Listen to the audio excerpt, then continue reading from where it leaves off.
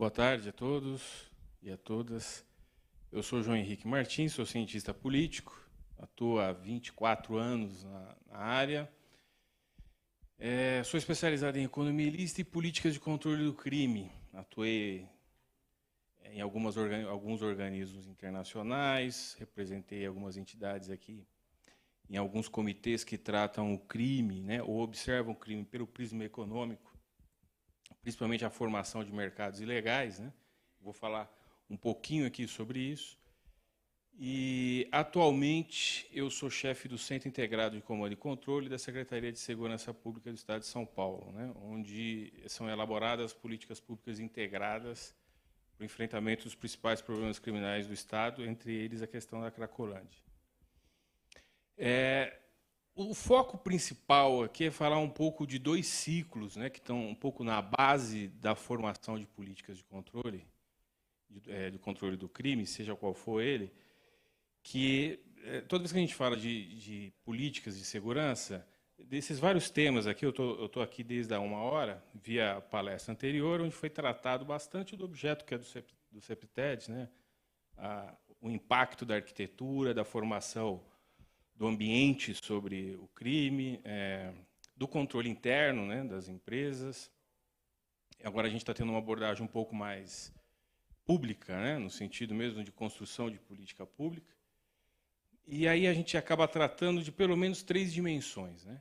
A dimensão que trata do enforcement, da aplicação da lei propriamente dito. Um segundo que trata da formação do ambiente, que eu prefiro tratar isso como o elemento que faz avançar com mais rapidez as políticas públicas, que necessariamente elas têm que estar estruturadas em cima do pilar, que é o enforcement, a aplicação da lei. Só que você pode aplicar a lei de maneira com efeitos mais rápidos, com efeitos mais demorados, com custo maior ou com custo menor, né? Então, a aplicação da lei é um pilar, a estrutura de incentivos no ambiente é um segundo pilar, e um terceiro pilar é a própria conformidade socioeconômica do ambiente. Okay? Quando a gente trata nesses dois aspectos, é possível enxergar 2 tipos de ciclos que são formados quando o elemento do enforcement é negligenciado. Você pode ter um elemento vicioso, onde forma um ciclo vicioso, ou você pode ter um elemento virtuoso. Ainda que os 3 tenham, obviamente, importância e tenham o seu momento, existe uma sequência deles. E o primeiro pilar que precisa ser resolvido é o pilar do enforcement, da aplicação da lei. Por que isso?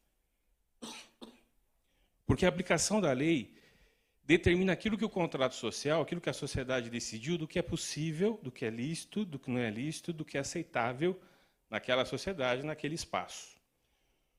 Quando é vacilante a percepção da aplicação da lei, você estimula outros atores a utilizar todo o potencial social e econômico daquela área, ou daquelas pessoas que moram naquela área, em razão do crime. E aí, o impacto positivo que a arquitetura ambiental poderia ter para controlar a atividade, ele é sobrecarregado. Vou dar alguns exemplos. A região da Cracolândia, por exemplo, ela nem sempre, né, foi da forma como é hoje. Nós estamos há quase 40 anos com esse mesmo contexto, vários investimentos de vários governos diferentes. Nós temos um impacto na sociedade local, dos moradores, temos um impacto do tipo de comércio que tem no local, e tem uma dificuldade imensa de você conseguir fazer com que uma política ganhe tração e avançar, né? Hoje, já há algum tempo, prefeitura e governo do Estado usam os mesmos equipamentos públicos para conseguir fazer com que ela avance. Mas por que é tão difícil? Porque existe uma estrutura econômica e socioeconômica em torno do problema Cracolândia, uma estrutura legal e ilegal, né? Então, há pessoas que vivem hoje o próprio adicto que está naquela região, ele tem acesso à alimentação, ele tem acesso à moradia, de alguma forma tem uma estrutura econômica instalada para aquilo. Então, pessoas que estão vendendo comida, pessoas que estão vendendo algum tipo de itens para moradia, barracas ou coisas do tipo, né? Essa, a gente poderia dizer que é a estrutura legal. Então, foi como se houvesse uma troca. A gente substituiu todo o potencial econômico daquela região por esse tipo de mercado. Porque que outro tipo de benefício econômico poderia ocorrer naquelas condições, né? Você tem um problema no mercado ali imobiliário. As pessoas literalmente fugiram do centro, porque ninguém quer criar os filhos ou conviver com aquelas cenas degradadas, que são as cenas abertas de uso. Então, o preço dos imóveis cai, aumenta, cai, ou eles são abandonados, e aí é um processo de degradação. Se um imóvel do lado do seu imóvel é degradado, ele impacta os valores do seu. Então, progressivamente, isso vai ocorrendo. Vai ocorrendo esse processo vicioso, vai ficando cada vez mais difícil. Qualquer impacto ambiental, por exemplo, se você quiser reformar a sua casa ou o seu comércio, ou se você quiser utilizar qualquer um dos tipos dos recursos sob segurança urbana, do modal privado, ou algum tipo de impacto na arquitetura ambiental que foi discutido aqui, ele vai ter pouco ou quase nenhum efeito, correto? Por mais que ele seja tecnicamente e conceitualmente correto, do ponto de vista da adequação. Mas por que ele não vai conseguir surtir os efeitos que ele poderia surgir? Porque houve uma dificuldade no T0, né? No início desse processo, que é o que é acordado pela sociedade sobre a questão do uso de drogas em cenas abertas, do enfrentamento que nós damos para o tráfico de drogas na região.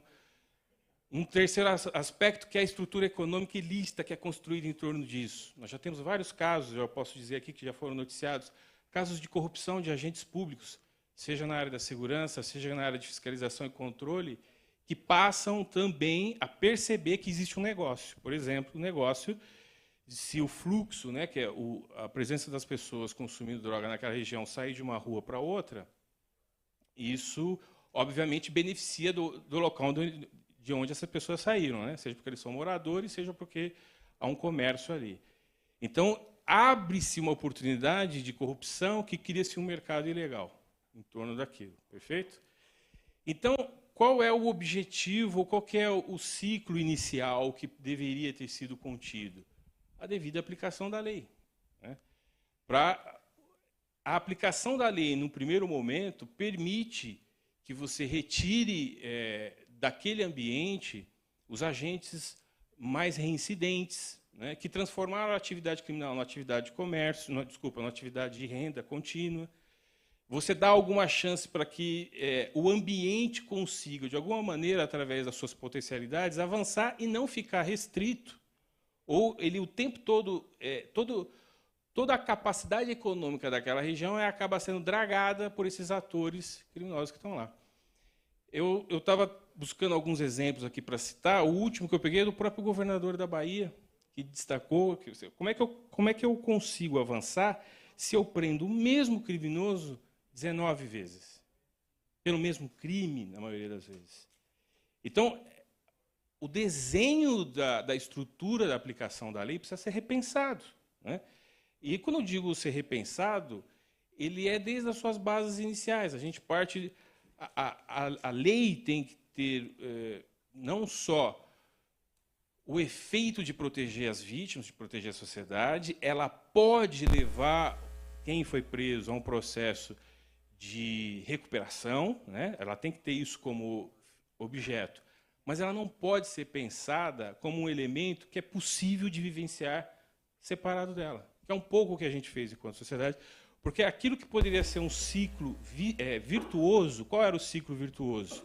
Na medida que a lei consegue estabelecer um marco, as capacidades econômicas e sociais do ambiente conseguem se produzir, conseguem se apresentar, os recursos que a própria sociedade é capaz de produzir de autoproteção ou de sanear o ambiente, como todos os elementos do CEPTED começam a se apresentar, começam a surtir efeito, diminui o custo e a necessidade de tanta segurança pública, de aplicação da lei.